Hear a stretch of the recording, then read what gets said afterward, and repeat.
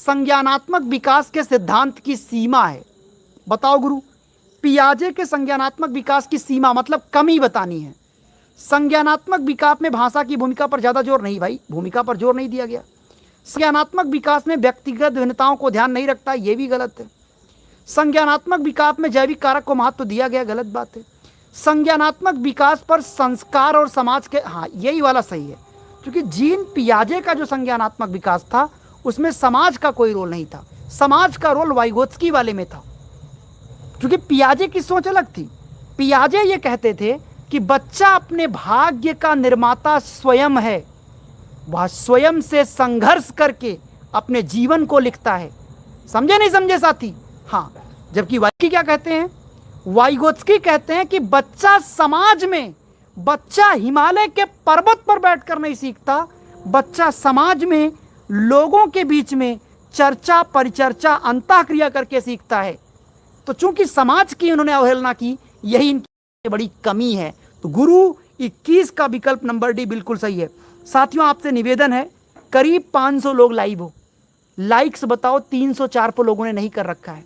आपसे विनम्र निवेदन है कि आप लोग 10 सेकंड का समय ले लो, पहले एक बार सभी लोग सेशन को लाइक कर लो, और जो लोग सब्सक्राइब ना किए कर लो। मैं आपको 10 सेकंड समय दूंगा, तब अगले क्वेश्चन पे चलूंगा। हाँ, कम से कम इतना काम कर दो यार, बात को समझा करो, हर व्यक्ति की अपनी जरूरत है।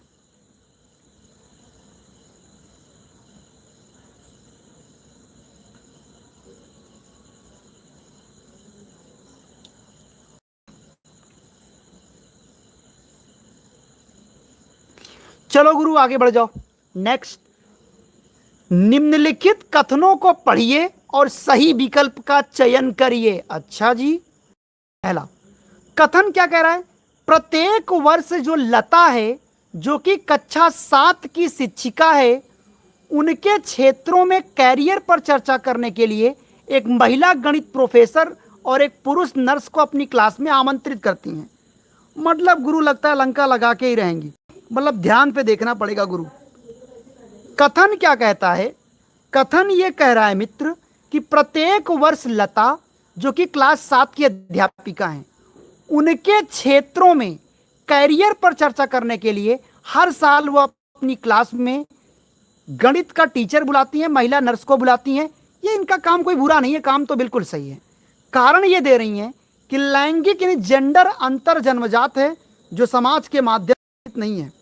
अच्छा, मतलब कुछ भी कहोगे मेरे भाई, जेंडर जन्मजात है, मतलब कह रहे हैं कि ये जो लड़का लड़की में भेदभाव होता है ये जन्म से है। मतलब कुछ भी कहते हो आप, पैदा होते ही भेदभाव होना शुरू हो गया। यानी कथन है लेकिन कारण एकदम गलत है। तो यहां पे 22 का विकल्प नंबर एकदम सही है। 22 विकल्प नंबर ए बहुत बढ़िया क्वेश्चन है। क्वेश्चन नंबर 23 आपकी स्क्रीन पर है साथी, जल्दी से जवाब दीजिए आप लोग।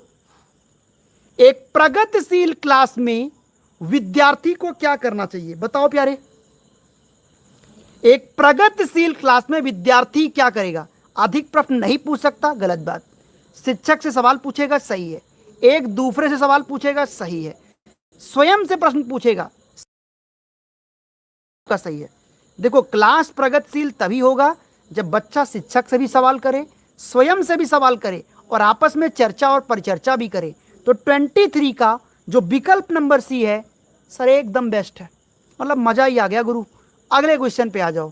24 लिंग या स्त्रीलिंग होने से जुड़ी अपेक्षाओं को डॉट डॉट कहा जाता है और उन्हें डॉट डॉट के अंदर रखा जाता है। बताओ गुरु क्या उत्तर होगा मित्र? पुल्लिंग या स्त्रीलिंग होने पे जुड़ी अपेक्षा क्या कहते हैं पता है गुरु? इसको जेंडर भूमिका कहा जाता है। यहां पे जेंडर भूमिका होगा। पुल्लिंग होना या स्त्रीलिंग होने पे जुड़ी जो अपेक्षाएं हैं इसको जेंडर भूमिका कहते हैं। जैसे लड़का और लड़की जब होता है तो उनसे एक अपेक्षा होती है कि लड़का भाई कुछ कमा के देगा, लड़की खाना पकाएगी। तो ये मतलब जेंडर की एक भूमिका है। इन्हें बाल्यावस्था की सभी अवस्थाओं से लेकर वयस्कता तक में भी इसको सीखा जाता है। कथन तो सही लग रहा है, पूरी हो नहीं सकता। पक्षपात कोई रोल नहीं, केवल निगेटिव वर्ड है, मुख्य निगेटिव वर्ड है, पूर्वाग्रह कोई भाव नहीं है। अगले क्वेश्चन पे आ जाओ। अगला, क्वेश्चन नंबर 25 आपके विकल्प स्क्रीन पर हैं। कहिए साथी क्या कहना चाहते हो आप। क्वेश्चन नंबर 25 के लिए आप लोग अपने जज्बातों को संभालिए और बताइए कि सही जवाब क्या होगा। बताइए मित्र 25 के लिए। बुद्धि वातावरणीय कारकों से बिल्कुल प्रभावित होती है। आप कह रहे हो नहीं यार भाई, अब तुम्हारे सामने रोज अगर गलत काम होगा, तुम्हारी बुद्धि भी गलत, तो वातावरण प्रभावित करेगा। अच्छा काम होगा तो अच्छा बनेगा। बुद्धि अनुवांशिक कारकों से प्रभावित नहीं होती। ये कह रहे हैं जो बुद्धि है ये माता पिता से प्रभावित नहीं होती। गलत बात है। माता पिता पे जन्म मिला उनसे प्रभावित नहीं होगे, गलत बात। बुद्धि को मापने के लिए बुद्धिलब्धि परीक्षण ही एकमात्र साधन, गलत बात है। एकमात्र साधन केवल बुद्धिलब्धि ही नहीं है। चौथा विकल्प है कि बुद्धि बहुआयामी है और समय के साथ गुरु बदलता रहता है। ये बात एकदम साथियों मेरे भाइयों एकदम सही है। कौन सा वाला विकल्प? विकल्प नंबर डी एकदम सही और सार्थक विकल्प है। क्या बात है सर। अगले क्वेश्चन पे आ जाओ। निम्नलिखित में की आलोचना की और बुद्धि का एक वैकल्पिक सिद्धांत भी दिया। याद है आपको? जल्दी से बताओ गुरु किसने दिया था। 26 का उत्तर करना है आप सबको।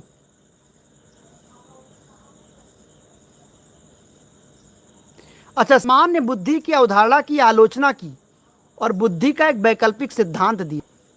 साथियों सामान्य बुद्धि की आलोचना किसने किया था आपको याद है? नहीं पता होगा, मैं बता देता हूं। गुरु सामान्य बुद्धि की जो आलोचना है वो हावर्ड गार्डनर ने किया था। हावर्ड गार्डनर का ये मानना था एक बच्चा जो धरती पर जन्म लेता है उसके अंदर 10 प्रकार की या फिर 8 प्रकार की बुद्धि पाई जाती है।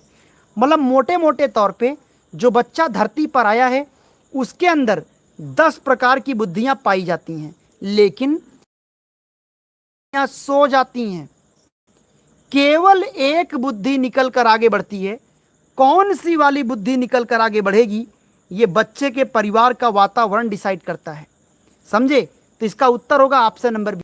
पियाजे ने बुद्धि पर कोई चर्चा किया नहीं था, वाइगोत्स्की ने भी नहीं किया था। हाँ, स्पीयरमैन के बारे में जान लो। साथियों स्पीयरमैन ने बुद्धि का द्विकारक सिद्धांत दिया था। बुद्धि का द्विकारक सिद्धांत किसने दिया? द्विकारक सिद्धांत दिया था स्पीयरमैन ने। उन्होंने कहा कि बुद्धि के 2 कारक होते हैं, एक जी कारक और एक यस कारक। जी कारक का मतलब होता है जनरल बुद्धि और यस कारक का मतलब होता है स्पेसिफिक इंटेलिजेंस। तो दोस्तों स्पीयरमैन का ये मानना था जो जनरल बुद्धि होता है, जो सामान्य बुद्धि होता है, ये दुनिया के हर बच्चे में पाया जाता है। लेकिन जो यस कारक है, जो स्पेस, ये सबके अंदर नहीं हो सकता, क्योंकि हर व्यक्ति नेता, प्रधानमंत्री, डॉक्टर, इंजीनियर, शिक्षक नहीं बन सकता। ये बच्चे के परिवार का वातावरण डिसाइड करता है। क्लास का टाइमिंग आपको बता देते हैं मेरे भाई। क्लास का समय होता है रोज शाम 3:20 पर और रोज शाम को 9:20 पर, को 4:30 बजे तक, और शाम को 9:20 पर रात को लगभग 10:30 तक ये आपकी क्लास चलती है। सब्सक्राइब करके चैनल को रखोगे का नोटिफिकेशन मिलेगा, वरना नोटिफिकेशन आपको नहीं जाएगा, इसलिए कहते हैं सब्सक्राइब करके रखा करो। आगे, लॉरेंस कोहलबर्ग के सिद्धांत की आलोचना कैरोल गिलिगन ने किस आधार पर की थी? गुरु सबको याद होना चाहिए कि वो लॉरेंस कोहलबर्ग जिनको नैतिकता के विकास का जनक कहा जाता है, जिन्होंने नैतिकता के 3 स्तर बताए, प्रत्येक स्तर में 2-2 बातें थी, कुल मिलाकर 6 चरण दिया था। इनकी आलोचना करने वाले व्यक्ति का नाम है कैरोल गिलिगन। और कैरोल गिलिगन ने गुरु इनकी आलोचना क्या थी बताइए भाई?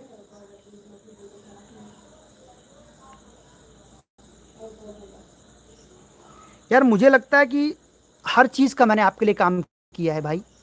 गणित की क्लास भी आपको दिया हूं, सामाजिक अध्ययन की क्लास दिया हूं, विज्ञान की पेडागोजी की क्लास दिया हूं, पर्यावरण की क्लास दिया हूं। क्या कोई ऐसी क्लास है जो मैंने दिया नहीं है? एक अकेला सब पे भारी वाली बात है गुरु। 1 मैन आर्मी की तरह मैंने आपके लिए अकेले सब कुछ किया है।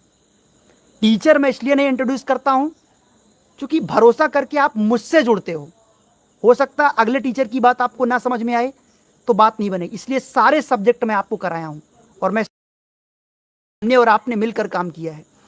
तो गुरु कोहलबर्ग की आलोचना करने वाले व्यक्ति का नाम कैरोल गिलिगन ने कहा था कि इन्होंने महिलाओं की उपेक्षा की। इन्होंने अपना प्रयोग महिला के ऊपर नहीं किया था। 27 का विकल्प नंबर है। 28, एक शिक्षिका अपने विद्यार्थियों को आधि संज्ञानात्मक कौशल को विकसित करने में मदद करना चाहती है। निम्नलिखित में से कौन सी रणनीति सबसे ज्यादा प्रभावी होगा?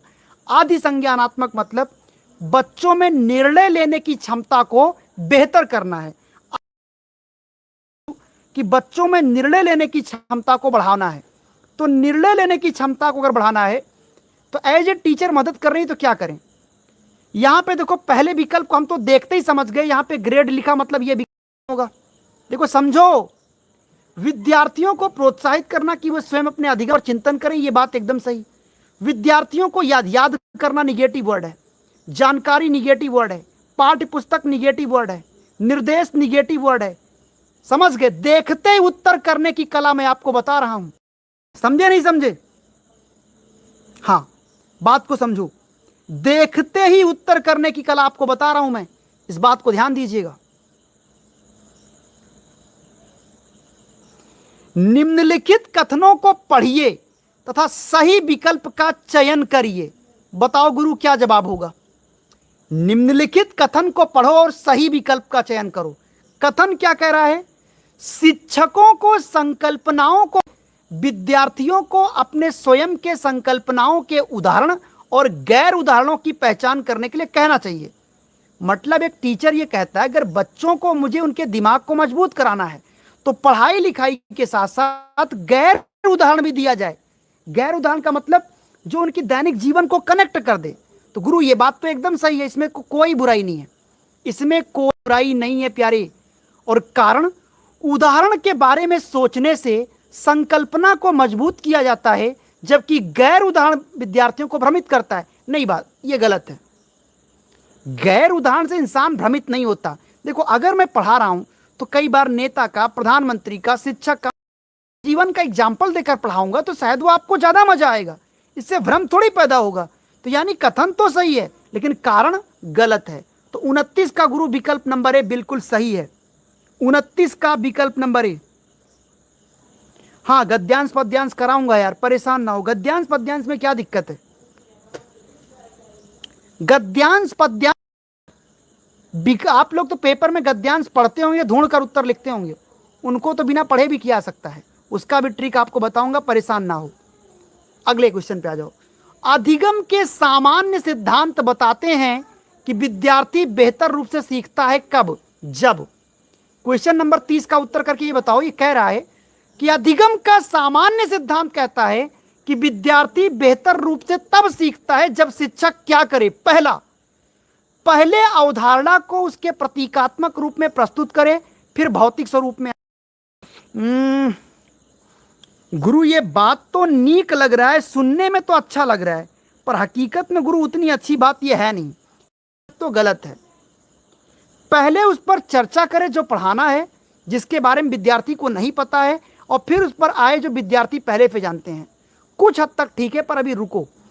पहले अवधारणा का ये सही है, एकदम सही।